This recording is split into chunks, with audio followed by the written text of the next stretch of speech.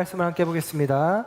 사도행전 16장 11절에서 15절까지의 말씀을 함께 보겠습니다.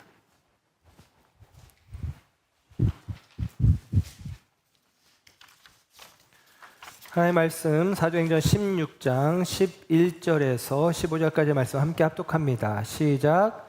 우리가 드로아에서 배로 떠나 사모드라게로 직행하여 이튿날 네아폴리로 가고 거기서 빌립보에 이르니 이는 마게도냐 지방의 첫 성이요 또 로마의 식민지라.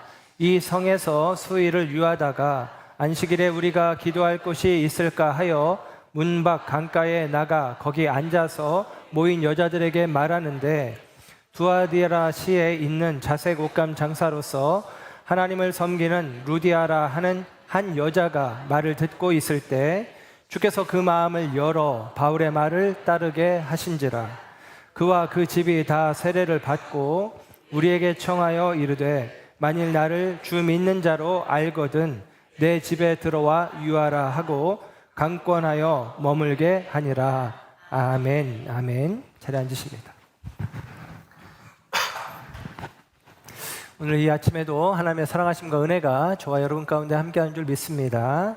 오늘 다시교회라는 주제 말씀, 사도행전 살피며 빌립보 교회라는 제목으로 말씀을 전합니다. 몇 주 만에 다시 이제 사도행전 말씀으로 돌아왔기 때문에 지난 시간에 있었던 말씀을 잠깐 언급해드리면, 사도 바울이 2차 전도 여행을 하는 와중에 1차 전도 여행에서 세웠던 교회들, 비시디 안디옥, 이고니온, 루스드라, 더베 이런 지역에서 있었던 교회들을 말씀으로 더욱더 견고하게 하고, 그는 이제 아시아 지역으로, 에베소가 있는 아시아 지역, 터키 서부 지역입니다. 그쪽으로 가려고 하는 마음을 갖게 되어지는데 하나님께서 그를 말리시고, 또 그가 본도 지역으로 가려고 했지만 그건 역시도 하나님께서 막으셨어요. 그리고 그로 하여금 마케도냐 사람의 환상을 보게 하죠. 마케도냐 사람이 환상 가운데 와서 우리를 도우라라는 그 말씀을, 환상을 바울이 보게 되고, 그의 2차 전도의 여정을 터키에서 오늘날의 그리스 북쪽 마케도냐 지역으로 향하게 되어집니다. 이 과정 가운데 바울은 자신이 본 환상을 자신의 지금 2차 선교의 여정에 동역하고 있는 실라, 디모데, 그리고 누가에게 이야기를 해요. 그리고 그들이 그 이야기를 듣고 동의합니다. 하나님의 말씀으로, 하나님의 뜻으로 인정했다라고 이야기해요. 여기서 인정했다라는 말은 함께 올라탔다라는 말이에요.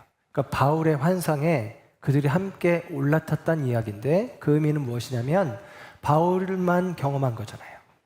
바울만 경험했지만 그 바울의 환상 이야기를 듣고 우리식으로 표현하면 이성적으로 생각하고 판단하고 하나님의 뜻이 옳다라고 여겼다라는 것입니다. 여러분, 신앙생활을 하면서 누구나 다 환상을 보고 직접적인 계시를 듣고 믿음의 길을 걸어가는 게 아니에요. 우리 가운데 선포되어진 말씀, 그 말씀을 우리가, 하나님께서 우리 가운데 허락하신 이성적 판단으로 살피는 것입니다.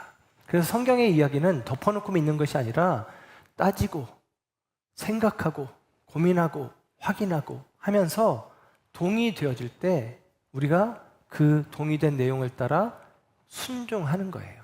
그래서 우리의 믿음이 삶으로 이어지도록, 내가 말씀을 듣고 그 말씀을 인정했을 때 그 말씀을 살아내는 것이 우리 가운데 필요합니다. 삶으로 실행되는 과정들이 필요하다는 거예요. 그래서 이 바울의 일행은 하나님이 주신 환상, 그리고 그 말씀을 따라서 그들의 발걸음을, 그들은 한 번도 이제까지 경험하지 않았던, 그들에게 입장에서는 미지의 땅인데 그 땅으로 향하는 결정을 하고 있다라는 사실입니다. 하나님께서는, 성령님께서는 바울이 생각했던 것과 계획했던 것과 다른 길로 인도하십니다. 아시아로 가고자 했던 생각, 비두니아를 거쳐 본도를 가기로 했던 생각, 곧 터키, 지금 오늘날의 터키 지역, 아시아 지역에서 사역을 하기를 원했던 바울의 생각과 달리 하나님께서는 이제 그리스 지역, 유럽 지역으로 사도 바울을 이끄신다라는 사실입니다.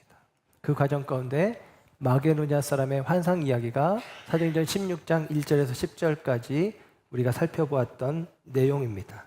그리고 오늘 우리가 보게 되는 본문의 내용은 제목이 빌립보 교회죠. 빌립보에 세워진 교회. 그 교회를 우리에게 이야기를 해주고 있습니다. 곧 오늘 본문의 이야기는 하나님께서 바울과 그 일행을 어떻게 인도하여 가시는지, 그 하나님께서 함께 하시고 인도하시는 그 걸음과 그 과정 속에 되어진 일들을 우리에게 기록해 주고 있습니다. 하나님께서 바울을 통해서 이루신 일들, 바울의 걸음을 인도하신 결과를 오늘 본문에서 우리가 몇 가지 생각해 보려고 해요. 먼저 지도를 통해서 우리가 확인할 수 있는 것은 바울의 2차 전도 여행의 여정입니다. 수리아 안디옥에서 2차 전도 여행을 가기로 마음먹었고 이제 바나바와 이제 길을 달리하여서 육로로 나아갑니다. 자기 고향 다소를 지나서 우리가 갈라디아서의 배경이 되어 있는 지역인데요. 더베, 루스드라, 이고니온, 비시디 안디옥 이 지역에 가서 말씀으로 처음 1차 전도 여행 때 세워졌던 교회 성도들을 견고하게 그들을 돕고 세워요. 그 일을 하고 나서 에베소가 있는 지역으로 가려고 했었지만 주님이 막으시고 북쪽 비두니아 본도 지역으로 돌아서 시계 방향으로 돌려고 했지만 그것도 막으시고 무시아에서 그가 드로아로 가게 됩니다. 그리고 그 드로아에서 환상을 보았어요. 이미 말씀드린 대로 마케도냐 사람의 환상. 그래서 그 환상을 따라서 그가 드로아에서 배를 타고 이제 네아폴리를 거쳐 빌립보로 들어가서 거기에서 오늘 본문 말씀처럼 교회가 세워지고 다음에 또 살펴보겠지만 데살로니가 지역에 가서 교회를 세우는 일들이 있어지게 되어집니다. 먼저 이 과정들에게 있는 거죠. 그래서 오늘 본문 11절에는 이렇게 표현하죠. 우리가 드로아에서 배로 떠나 사모드라게로 직행하여 이튿날 네아폴리로 가고 거기서 빌립보에 이르니 그렇게 이야기를 해요. 이 여정을 소개를 하고 있어요. 저도 이번에 우리 청주 남지방에서 성지순례 가면서 목회자들 성지순례 가면서 이쪽 지역을 가게 되었습니다. 13년 전에는 이제 로마까지 가는 일정이어서 아테네하고 고린도 거쳐서 그냥 로마로 갔는데 이번에 이제 이 그리스 지역의 북쪽 지역까지 갈 수 있어서 이 바울의 여정 이 주제가 이 성지순례 주제가 바울의 발자취를 따라서인데 바울의 발자취를 따라가는 여정을 갖게 되었습니다. 그 가운데 이제 바울이 마케도냐 사람의 환상을 보고 이 드로아에서 아시아에서 네아폴리 유럽에 이제 가게 되죠. 저도 이제 그 사진을 여러분에게 보여드리면 저도 이제 그곳에 갔는데 여기가 이제 바울 도착 기념교회라고 하는 곳이에요. 성 니콜라스 교회인데 그리스는 그리스 정교회라는 교회가 있습니다. 예, 그래서 그 교회 앞에 이제 기념 돌이 있는데 바울이 첫 발을 내디딘 돌이다 이렇게 하는데 그 돌이겠습니까? 아닐지도 모르지만 기념하면서 이렇게 놓은 거예요. 그래서 저도 이제 그 위에 발을 내디뎠다 해서 딱 올라서 가지고 사진도 찍고 우리 목사님 사모님들이 한 발씩 돌 위에다 올리고 우리도 바울이 이곳에 첫 발을 내딛은 것처럼 우리도 이제 이곳에 발을 내딛었다 그런 의미로 이제 사진을 찍었어요. 이제 그 다음 사진을 보면 이 교회 앞에 이런 모자이크 벽화가 있어요. 원래는 그림으로 그려져 있었는데 2004년 아테네 올림픽을 하면서 새롭게 단장을 했다고 해요. 근데 이 벽화를 보면 우리가 이제 보았던 내용이 그림으로 이제 설명이 되어집니다. 여러분이 보시기에 왼쪽에 이제 바울이 이제 환상 가운데 이 드로아에서 드로아 성에서 그가 이제 환상을 보는 거예요. 이 드로아는 트로이의 목마, 트로이와 같은 지역이에요. 이게 우리가 알고 있는 그 고대사 이야기, 신화 이야기, 고대사 이야기가 성경 이야기와 다 연결이 됩니다. 이 드로아에서 그가 환상을 보게 돼요. 그 환상은 다름 아니라 마케도냐 사람이 와서 우리를 도우라라는 환상인데 여기서는 이 마케도냐 사람을 알렉산더의 모습으로 보여줍니다. 알렉산더는 나이가 먹어도 수염을 깎으면서 그냥 청년의 모습으로 계속 살았는데 이 알렉산더의 모습으로 그려놨어요. 그래서 그리스 정교회 사람들은 이 마케도냐 사람이 알렉산더였을 것이다 라고 그리스 정교회 사람들은 거의 다 그렇게 생각을 한답니다. 왜냐하면 얼굴 보고 마케도니아 사람인지 어떻게 알아요? 근데 이 그리스의 알렉산더 대제가 굉장히 유명한 사람이고 그림이나 조각이나 심지어는 동전에도 알렉산더의 모습이 새겨져 있었기 때문에 바울이 그 모습을 보고 마케도니아 사람이구나 라고 금방 알 수 있었다라고 생각해서 알렉산더의 모습을 그려놓습니다. 그리고 그 환상을 따라서 바울이 이제 중간에 보면 배를 타고 바다를 건너서 뇌아폴리라는 곳에 첫 발을 내딛죠. 그 품에는 성경이 들려 있습니다. 물론 바울이 복음 전할 때 성경이 있었겠어요. 구약 성경밖에 없었지만 복음을 들고 말씀을 들고 이제 유럽 땅에 첫 발을 내딛은 기념을 해서 이 뇌아폴리, 오늘날의 카탈리아라는 지역인데 그 지역에 이제 기념교회가 있습니다. 이제 그리고 나서 여기 이 뇌아폴리에서 이 뇌아폴리는 뇌오 폴리스라는 말이에요. 뇌오는 새, 폴리스는 도시, 신도시라는 거예요. 뉴폴리스라는 말이에요. 이게 이태리에 가면 우리가 잘 아는 지명이 있습니다. 나폴리. 그게 신도시라는 말이에요. 예. 우리로 치면 신도시. 예. 한자 표현으로는 신촌. 이런 겁니다. 다 같은 말이에요. 새로운 도시 네아폴리. 거기에 거쳐서 거기에서 16km 정도 서쪽으로 나아가면 어디가 나오냐면 오늘 본문에 나오는 빌립보가 나오는 거예요. 2절에 이야기하죠. 빌립보. 그리고 오늘 본문의 이야기는 빌립보에서 되어진 이야기입니다. 다음 사진을 보면 제가 이 빌립보라는 곳에 이제 유적지를 가게 되어지는데요. 빌립보의 유적지는 저도 처음 가봤는데 규모가 어마어마하게 크더라고요. 2000년 전에 이렇게 큰 도시가 있었구나라고 확인할 수 있었습니다. 지금 사진 찍은 곳은 에그나티아데로라고 하는 곳인데 빌립보 시내를 관통하는 도로예요. 팍스 로마나 모든 길은 로마로 통한다라는 이야기가 있는데 이 길이 오늘날의 이스탄불, 그러니까 비잔티움이라는 곳에서부터 동양에서부터 로마까지 가는 마케도니아 지역 북쪽 이 그리스 북단을 횡단하는 도로가 에그나티아데로라고 하는 도로입니다. 그러니까 이 도로가 빌립보의 한 가운데 있어요. 이 도로가 폭이 6m에서 9m 정도, 그리고 중간에 중앙 분리대가 있었고 마차가 달릴 수 있도록 되어 있는 구조로 되어 있었다고 해요. 그래서 이 길이 이 에그나티우스라고 하는 이 빌립보 지역의 총독으로 있던 사람이 25년간 이 길을 만들었는데 이 길의 길이가 자그마치 1120km. 그러니까 우리나라가 지금 서울에서 부산까지 430km라고 한다면 거의 4배 가까운 길이의 도로를 2000년 전에 깔은 거예요. 한마디로 말하면 고속도로 공사를 2000년 전에 한 것이죠. 그래서 이 길을 따라서 바울의 복음이 그 당시 2000년 전에 세계의 중심인 로마로 향하게 되었다라는 상징이 되는 것이 이 에그나티아 데로라고 하는 길입니다.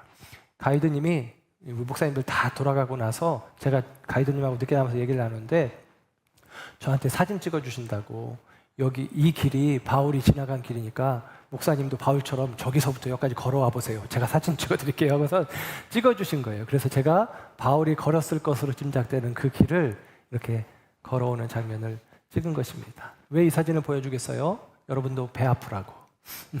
배 아파야 다음번에 가고 싶은 마음이 있지 않겠어요? 바울의 발자취를 더듬고 그 걸음을 함께 그 자리를 밟는 것 자체로도 큰 은혜가 되었습니다. 이 빌립보에 대해서 조금 더 이제 설명을 드린다면, 이 빌립보라는 지역은 오늘 본문에는 이렇게 표현을 해주고 있죠. 16장 12절에 빌립보에 이르니 이는 마게도냐 지방의 첫 성이요 또 로마의 식민지라고 이야기합니다. 빌립보가 첫 성이라는 얘기는 가장 큰 도시, 마게도냐에서 제일 큰 도시다라는 의미는 아니에요. 제일 큰 도시는 데살로니가예요. 그런데 이 빌립보가 첫 성이라고 하는 의미는 이 성이 가지고 있는 큰 의미들이 있기 때문입니다. 역사적으로, 지리적으로, 또 상업적으로 가장 중요한 도시였어요. 그래서 첫 성이라고 이야기를 해주고 있습니다. 이 빌립보는 BC 356년에 알렉산더, 이제 헬라 제국, 그리스 제국이, 그리스가 이제 헬라 제국이잖아요. 그 헬라 제국의 유명한 왕이었던 알렉산더, 아까도 그림으로 잠깐 소개했던 알렉산더의 아버지가 빌립 2세인데 빌립 2세가 자기 이름으로 도시를 만들었어요. 그래서 빌립보라는 말은 빌립에게 속한 그런 뜻이에요.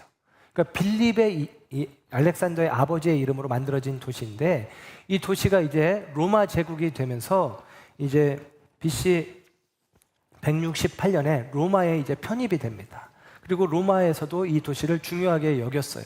그리고 시간이 지나서 이 로마 안에 이제 내분이 있어지고 전쟁이 있는데 우리가 이제 역사 속에서 들었던 이야기일 텐데 옥타비아누스하고 안토니우스하고 연합군을 형성하고 반대로 브루투스하고 카시우스하고 연합군을 형성합니다. 햄릿이라는 셰익스피어의 햄릿에 보면 브루투스 너 맞아 하면서 그런 명대사가 있는데 브루투스가 이제 시저 카이사르를 죽이거든요. 로마 황제를 죽이고 배반을 하고 공화정을 만드는데 이 둘 사이에 전쟁이 일어나요. 그래서 옥타비아누스하고 안토니우스하고 연합군을 형성해서 이 브루투스하고 카시우스 군대를 물리칩니다.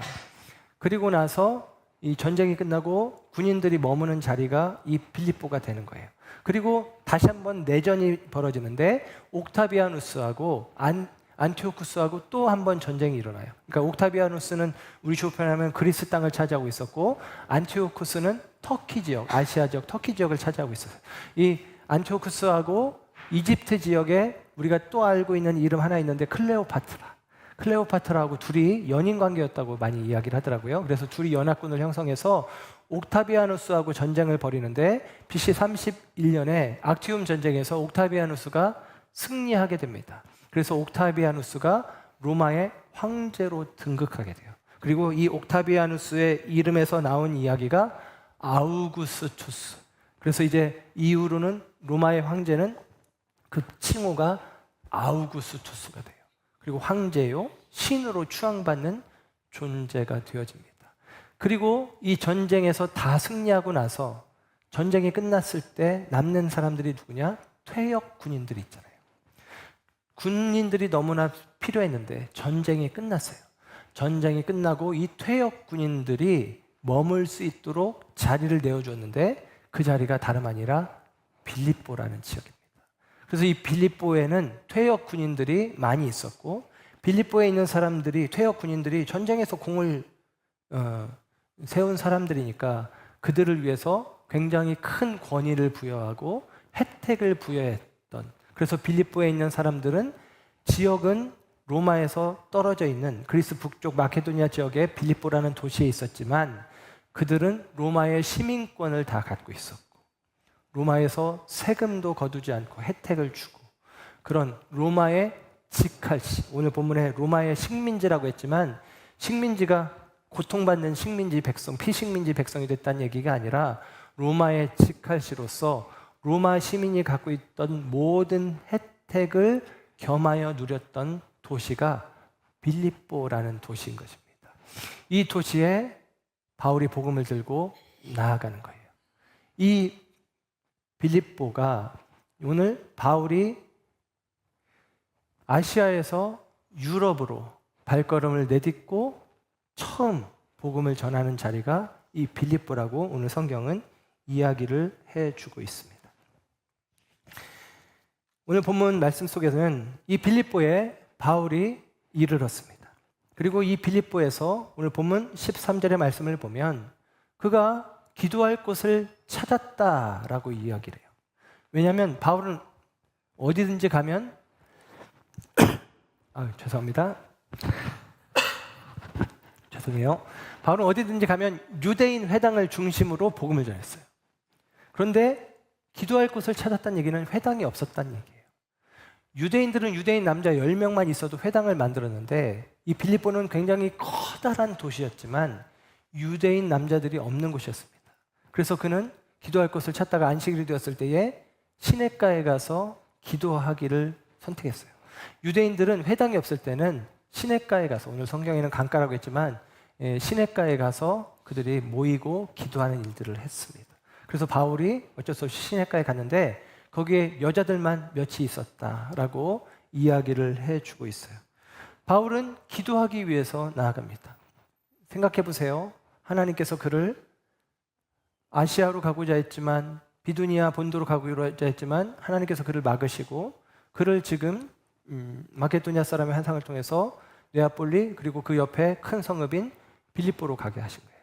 그 빌립보에서 그가 복음을 전하기를 원했지만 사실 복음을 전하려도 뭔가 좀 디딤돌 같은 자리가 필요한데 유대인의 회당을 중심으로 복음을 전했었는데 여긴 유대인의 회당이 없는 거죠. 그래서 어떻게 복음을 전해야 될까 좀 난감한 상황인 것 같아요. 그래서 하나님 앞에 기도하러 가는 것입니다. 자신의 전적인 무력함을 하나님 앞에 드러내고 하나님의 도우심을 구하는 게 기도 아니에요? 그 기도의 자리로 나아갑니다. 그런데 거기에서 뜻밖의 여인들을 만나게 되는데 그 여인들 가운데 오늘 본문에 나오는 중요한 인물 루디아라는 인물을 그가 만나게 되어집니다. 오늘 본문 14절이죠. 이렇게 기록합니다. 두아디라 시에 있는 자색 옷감 장사로서 하나님을 섬기는 루디아라는 여인이 나와요.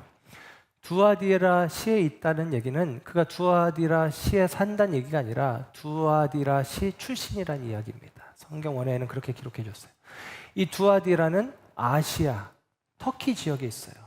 그러니까 소아시아 7교회 이야기할 때 두아디라 교회가 나오거든요. 그 두아디라입니다. 두아디라는 리디아라는 지역에 있어요. 리디아 지역 안에 두아디라 시가 있는데 리디아 지역은 염료와 그리고 직모, 그러니까 염료와 옷감이 산업이 발전한 곳입니다. 그래서 염료와 옷감 산업이 발전한 곳에서 루디아가 살았던 거예요. 그러니까 이 루디아는 이 리디아라는 지역의 이름을 따온 이름이거든요. 그래서 오늘날로 치면 이런 거예요. 안성댁, 병천댁 이런 거예요. 천안댁 이런 거죠. 그러니까 이름이라기보다는 지명 이름으로 이제 이야기하는 건데 루디아가 그런 이름이거든요. 그런데 그에 대해서 설명하기를 그가 두아디라 출신으로서 자색 옷감 장사라는 거예요. 그러니까 두아디라가 염료와 옷감이 산업이 발전한 곳이니까 거기서 기술을 익히고 배웠겠죠. 그리고 그것을 가지고 두아디라가 아니라 그가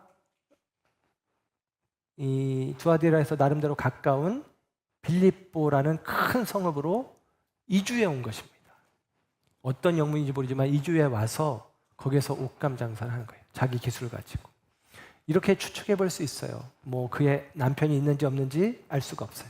그런데 그가 옷감 장사를 하고 있고 그 옷감 장사 그 직업이 자색 옷감이라는데 자색 옷은 왕족이나 귀족들이 입는 옷입니다. 그러니까 우리로 치면 옛날 우리식으로 표현하면 비단장수 같은 거예요. 비단장수. 고위층을 상대하고 있어요. 그렇기 때문에 그의 삶의 수준도 상류층에 속할 것으로 추정이 되어집니다. 혹은 상류층에 속하기 위해서 돈 벌기 위해서 장사 외에요. 돈 벌려고. 그러니까 두아디라 사람인데 돈 벌 목적으로 빌립보라는 큰 도시로 가서 이 두아디라에서 배운 자색 염료, 자색 옷감 만드는 그 기술을 가지고 일을 하고 있었던 여자라고 생각해 볼 수 있습니다. 그런데 그가 오늘 본문 14절에는 하나님을 섬기는 루디아라는 거예요. 그러니까 그 하나님을 섬겼다는 거예요. 어떻게 됐는지 모르지만 유대인들이 믿는 하나님을 알고 있었어요. 근데 그는 아직 예수님은 알지 못했죠. 그래서 그가 안식일을 지키기 위해서 나갔는데 그때 마침 바울이 온 것입니다. 그리고 바울이 그에게 말씀을 전하는데 이어지는 말씀, 오늘 본문 15절의 말씀을 보면 14절 후반부의 말씀을 보면 이렇게 기록하죠. 한 여자가 말을 듣고 있을 때에 주께서 그 마음을 열어 바울의 말을 따르게 하신지라. 아멘. 바울이 복음을 전할 때에 예수 복음을 그가 마음 열어 받아들였다는 거예요. 근데 여기서는 성령께서 주께서 그 마음을 열어주셨다는 거예요. 여러분, 우리가 하나님의 말씀을 마음에 받아들이는 것은 하나님의 은혜인 줄로 믿으시기 바랍니다. 내가 듣고 싶다고 듣는 게 아니에요. 하나님께서 우리의 마음을 열어주실 때 그 말씀이 내 마음 가운데 들려지고 새겨지는 거예요. 여러분, 바울 역시도 그런 일을 경험하지 않았습니까? 그가 예수 그리스도를 믿는 자들을 박해하는, 교회를 박해하는 일을 하기 위해서 살았어요. 그런데 그가 하나님의 말씀이 들려진 거죠. 그리스도께서 그를 만나주셨을 때 그의 마음이 새로워지는 은혜를 경험하는 것입니다. 성령께서 우리의 마음을 열어주셔서 오늘 저와 여러분이 이곳 말씀의 자리에 있는 줄로 믿으시고 하나님의 은혜로 여기시기를 주의 이름으로 부탁을 드립니다. 이 여인이 하나님의 말씀을 듣게 돼요. 그리고 나서 이 여인이 하나님을 믿는 자에서 하나님을 섬기는 자에서 이제는 오늘 본문 15절에는 세례를 받는 자, 곧 예수 그리스도를 마음에 품는 자가 되어집니다. 저는 이것이 이 여인에게 너무나 큰 변화라고 생각해요. 그러니까 하나님을 알았어. 그런데 그의 직업은 자색 옷감 장사예요. 자색 옷감 장사는 비싼 옷감을 팔아서 많은 돈을 취하는 직업이란 말이에요. 그 여인이 뭐 정확하게 알 수 없지만 이 루디아는 어쩌면 세상적인 꿈, 세상적인 바램을 가지고 서 있었던 여인으로 저는 그렇게 한번 추정해 봅니다. 무슨 얘기냐면 많은 돈을 벌고자 했고 높은 지위에 오르고자 했어요. 이 빌립보가 가지고 있는 것처럼 황제의 허락한 이 로마의 시민권자로서의 특권이 오롯이 주어져 있는 이 빌립보. 그래서 그 황제의 혜택으로 가득한 이 빌립보 지역에서 그 역시도 커지고 높아지고 많아지고 출세하고 부자가 되기를 원하는 마음, 그 마음으로 이 여인이 서 있었을지 몰라요. 그런데 예수님을 만나고 그의 삶이 달라지는 것입니다. 오늘 본문 15절의 말씀을 보면 그와 그 집이 다 세례를 받았대요. 여러분, 세례를 받는다는 의미는 로마서의 표현으로는 바울이 이렇게 표현해요. 그리스도와 연합하는 거예요. 그리스도와 연합하는 거예요. 그러니까 그가 세례를 받았다는 얘기는 그 하나님을 알기는 알았지만 하나님을 알되 세상의 방식으로 살아가고 세상의 목적을 따라 살아갔던 그가 그리스도와 연합하는 과정을 통해서 전혀 새로운 존재로 바뀌어지는 것입니다. 그의 가치관이, 그의 중심이 바뀌어지는 거예요. 그리스도와 연합되었다라는 것이죠. 그리고 이 표현을 갈라디아서 3장 27절에는 사도 바울이 이렇게 이야기를 합니다. 누구든지 그리스도와 합하기 위하여 세례를 받은 자는 그리스도로 옷 입었느니라. 누구든지 그리스도와 합하기 위하여 세례를 받은 자는 그리스도로 옷 입었느니라. 여러분, 이 말이 무엇입니까? 세례는 그리스도로 옷 입는 것이다 라는 것입니다. 저는 이 본문을 이렇게 해석해 보면 어떨까 싶습니다. 이 여인이 물론 자색 옷감을 파는 사람이었죠. 그가 입는 옷은 아니었지만 그의 마음 가운데는 그 스스로도 커지고 높아지고 많아지고 싶은 마음들이 있었을 텐데 그리스도를 만나고 나서 그의 생각이 달라지는 거예요. 이 세상의 욕망을 향하여 섰던 마음, 그 죄된 옷을 벗어버리고 왕이 주는 자색 옷을 벗어버리고 예수 그리스도로 옷 입는 과정이 세례다라는 것입니다. 이 루디아는 말씀 안에서 그리스도를 접하게 되고 그리스도와 연합되는 과정에서 그의 생각과 가치관과 삶의 방향이 완전히 달라졌다라는 사실을 이야기를 해줍니다. 이 빌립보 교회에 훗날 바울이 보낸 편지가 빌립보서라는 편지죠. 이 빌립보서 3장 20절에는 바울이 이런 표현을 합니다. 우리의 시민권은 하늘에 있는지라. 빌립보 사람들은 다 빌립보라는 지역에 있지만 로마 시민권자였어요. 아까 말씀드린 대로 로마의 퇴역 군인들에게 주어진 로마 시민권. 로마 시민권은 그 당시에 모든 사람들이 갖고 싶어 하던 거예요. 그 시민권만 있으면 너무나 큰 혜택을 누릴 수 있기 때문입니다. 그들에게 이야기하는 거예요. 로마 시민권을 가지고 있는 빌립보 사람들에게 믿음의 사람들은 하늘의 시민권을 가졌다라는 거예요. 빌립보에 살지만 로마의 시민권자로 사는 사람들 가운데 우리가 이 땅에 두 발 딛고 서 있지만 우리는 그럼에도 불구하고 땅에 속한 자가 아니라 하늘의 시민권, 하늘에 속한 자라고 이야기하는 것입니다. 여러분, 저와 여러분이 그리스도 안에서 그리스도와 연합하여 우리가 새 사람이 되어진다는 이야기는 우리가 이 땅에 속한 자가 아니라 하늘에 속한 자가 되어지는 것을 이야기하는 것이고 세상의 왕의 혜택에 우리의 마음을 기울이며 사는 것이 아니라 그리스도의 말씀을 쫓아 그리스도의 뜻을 쫓아 살아가기를 선택하는 그리스도와 연합되는 그리스도와 합하는 자들이 되었다는 의미입니다. 그때 우리의 삶은 달라지는 거예요. 자색 옷을 스스로 벗을 수 있고 욕망의 옷을 벗을 수 있고 그리스도의 피 묻은 십자가의 옷을 우리가 입게 되어지는 것입니다. 그와 같은 상황 속에서 이 루디아는 하나님 앞에서 귀하게 쓰임받게 되어져요. 오늘 본문 15절의 후반부에는 이렇게 이야기합니다. 만일 나를 주 믿는 자로 알거든 내 집에 들어와 유하라 하고 강권하여 머물게 하니라. 당신이 내가 주, 예수님을 주님으로 인정하는 사람으로 여기거든. 여러분, 빌립보에 있는 모든 사람들에게 주는 누구냐? 로마 황제예요. 아우구스투스. 그의 시민군들이잖아요. 우리의 주는 로마 황제입니다. 아우구스투스입니다. 그런데 바울의 복음은 뭐예요? 예수가 주님이라는 거예요. 예수가 주님이라는 거예요.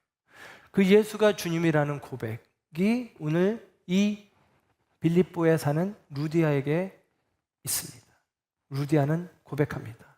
내가 예수를 주로 믿는다는 사실을 당신이 알고 있다면 당신은 우리 집에 유하십시오.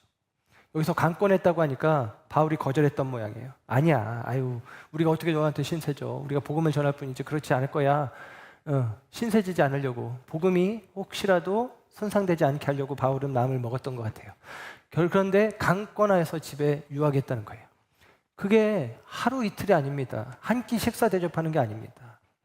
바울뿐만 아니라 실라, 디모데, 누가 네 사람, 네 남자를 먹이고 재우고 그 일을 하루 이틀이 아니라 한 달이 될지 1년이 될지 모르는 상황이에요. 그런데 그 일을 감당하겠다는 거예요. 무슨 일입니까? 자기 자신을 희생하고 헌신하는 것이죠. 루디아의 집은 돈을 벌기 위한 자리였어요. 그러나 그가 예수님을 만나고 나서 그 모든 소유를 기꺼이 복음의 증인들을 위해서 내어줍니다. 그리고 이 루디아와 그 집에 있는 권속들이 세례를 받고 루디아의 집이 바울이 머물면서 그 집이 우리가 알고 있는 빌립보 교회의 모태가 되어지는 거예요. 그 빌립보 교회의 모태로 이 루디아의 집을 삼고 있다라는 사실입니다. 여러분, 빌립보는 로마 황제로 말미암는 시민권, 곧 로마 황제로부터 세상으로부터 주어지는 혜택으로 가득한 자리예요. 나중에 요한계시록에 보면 짐승의 표 666의 개념도 사실은 그 666이라는 것이 황제로부터 받은 권한, 표라는 거예요. 그러니까 사고 팔 수 있고 자유롭게 왕래할 수 있고 그리고 재판을 받을 수 있고 이런 권한이에요. 그런 권한이 666이라는 짐승의 표의 상징성입니다. 그러니까 여러분, 그 666 표를 받는다는 의미는 무슨 얘기냐면 세상의 권세에 매여지는 거예요. 로마 황제를 주로 여기는 거예요. 로마 황제의 권세를 힘입어, 그 혜택을 힘입어 살기를 선택하는 방식을 이야기하는 것입니다. 반면에 이 짐승의 표가 아닌 하나님의 말씀에 속한 사람들은 세상으로부터 주어지는 그 혜택을 받지 못해요. 그렇기 때문에 고난과 어려움을 겪게 될 거예요. 그리고 그들의 소유는 잃어질 것이고 그들이 이제까지 누렸던 혜택들은 끊어질 것입니다. 그럼에도 불구하고 하나님의 말씀을 붙잡는 거예요. 왜냐하면 그들의 가치관이 땅에 속한 자가 아니라 하늘의 시민권자, 하늘의 가치관으로 바뀌어지기 때문입니다. 여러분, 그 과정이 오늘 성경에 기록되는 내용이에요. 이 루디아가 하나님의 말씀을 듣고 성령께서 그 마음을 감동하실 때에 변화되고 물질을 향하여 나아가던 그의 인생이 물질을 내어드리는 삶으로 온전히 바뀌었다는 사실입니다. 오늘 이 이야기를 바울의 관점에서 정리하면서 여러분에게 말씀드리길 원합니다. 바울은 그가 원했던 길을 하나님이 2번이나 막으셨어요. 아시아로 가려고 했지만 막으셨고 비두니아 본토로 가려고 했지만 막으셨고 하나님께서는 바울의 발걸음을 드로아에서 마게도냐 사람의 환상을 보고 빌립보로, 유럽으로 향하게 하셨습니다. 그리고 그 유럽에 가서 처음 복음을 전하는 자리 이 빌립보에서 루디아를 만나게 되었던 것이죠. 그 과정 속에서 하나님께서 우리가 택하지 않았고 우리가 선택하지 않았고 우리가 계획하지 않았던 걸음이지만 하나님께서 인도하시는 걸음이라는 분명한 증거들을 이 빌립보 교회를 통해서 오늘 본문을 통해서 하나님은 확인해 주신다라고 저는 생각합니다. 다시 오늘 1절의 말씀을 보면 11절의 말씀을 보면 그 여정을 이렇게 표현했어요. 드로아에서 배로 떠나 사모드라게로 직행하여 이튿날 네아폴리에 이르고 그러니까 여러분 배 타고 네아폴리까지 이틀 만에 그리고 16km 떨어진 빌립보까지 하루 더하면 3일, 이틀이나 3일 정도 걸렸다는 거예요. 드로아에서 빌립보까지 이틀에서 3일 정도 걸렸다는 얘기죠. 그런데 사도행전 20장 6절에 보면 그가 빌립보에서 드로아로 오는 길을 설명하는데 닷새길이라고 이야기합니다. 5일이 걸렸다는 얘기예요. 그러면 여러분 갈 때는 2, 3일, 올 때는 5일이 걸렸다는 얘기예요. 이유가 뭘까요? 갈 때 하나님께서, 저는 이렇게 해석합니다. 하나님께서 바울이 탄 배가 순풍을 만나서 속히 가게 하셨다는 얘기예요. 여러분, 하나님께서 인도하시는 걸음이라는 증거입니다. 하나님께서 순풍을 만나서 되어지도록, 이루어지도록 하나님께서 도우셨음을 오늘 본문에서 확인하는 것입니다. 그리고 하나님의 인도하심을 따라 빌립보까지 갔더니 그가 우연히 한 여인을 만나게 되는데 그 여인이 말씀을 듣고 그 마음이 열려졌다는 거예요. 하나님이 그의 걸음을 인도하신 것을 확인시켜 줍니다. 여러분, 이 여인이 예수 그리스도에 대해서 처음 듣게 되어지는데 한 번 말씀 앞에 섰을 뿐인데 그의 마음을 성령께서 활짝 열어주었어. 여러분, 이게 쉬운 일이 아니에요. 이 세상의 성공을 향해서, 세상의 부함을 향해서 달려갔던 여인이 마음을 여는 것이 쉽지 않습니다. 그런데 성령께서 그 마음을 열어주실 때 하나님이 나를 이곳으로 보내셨구나, 인도하셨구나, 바울이 확인했을 것으로 저는 생각해 봅니다. 그리고 이 여인의 삶이 세례, 곧 변화된 삶으로 바뀌어집니다. 그가 그 이전에는 소유를 위해서 살았던 삶이라면 소명을 위해서 그의 모든 소유를 내어놓는, 그래서 바울 일행을 돕고 섬기는 일, 그리고 자신의 집을 열어서 교회로 세우는 일, 그 일들을 하게 된 것이죠. 변화된 삶이 그들 가운데 있었던 거예요. 그래서 여러분, 나중에 빌립보서를 보면 사도 바울이 이 빌립보 교회를 애틋하게 생각합니다. 이 빌립보 교회를 통해서 얼마나 큰 위로와 도움을 받았는지를 사도 바울이 빌립보서를 통해서 우리에게 이야기를 해줘요. 빌립보서 1장 3절에서 8절까지의 말씀인데요. 이 말씀을 세번역 성경으로 읽으면 이렇게 되어집니다. 여러분 들어보십시오. 나는 여러분을 생각할 때마다 나의 하나님께 감사를 드립니다. 내가 기도할 때마다 여러분 모두를 위하여 늘 기쁜 마음으로 간구합니다. 여러분이 첫날부터 지금까지 복음을 전하는 일에 동참하고 있기 때문입니다. 선한 일을 여러분 가운데서 시작하신 분께서 그리스도 예수의 날까지 그 일을 완성하시리라고 나는 확신합니다. 내가 여러분 모두를 이렇게 생각하는 것은 나로서는 당연한 일입니다. 내가 여러분을 내 마음에 간직하고 있기 때문입니다. 여러분 모두는 내가 갇혀 있을 때나 복음을 변호하고 입증할 때에 내가 받은 은혜에 동참한 사람들입니다. 내가 그리스도 예수의 심정으로 여러분 모두를 얼마나 그리워하고 있는지는 하나님께서 증언하여 주십니다. 그럽니다. 내 심정에 너희를 너무 그리워한다. 너희가 첫날부터 지금까지 복음 전하는 일에 나와 함께하였다. 너희 안에 착한 일을, 선한 일을 시작하신 하나님이 너희 가운데서 그 일을 이루실 것을 나는 의심치 않는다. 그런 거죠. 바울은 복음 전하면서 바울에게 가장 큰 위로와 도움이 되었던 교회들이 수리아 안디옥 교회, 바울을 파송했던 교회, 그리고 이 빌립보 교회, 그리고 나중에 에베소 교회, 이 세 교회를 애틋하게 여겨요. 바울은 이 교회들로 말미암아 위로를 받고 힘을 얻고 도움을 얻게 되어집니다. 이 빌립보 교회를 통해서 바울은 하나님께서 인도하시는 걸음이, 자신의 손에 들려진 그 예수 그리스도의 십자가 복음이 하나님의 온전하신 뜻인 것을 확인하게 되어집니다. 저와 여러분의 삶도 그리스도의 십자가의 복음을 온전히 드러내고 나타내는 자리에 귀하게 쓰임받기를 소원합니다.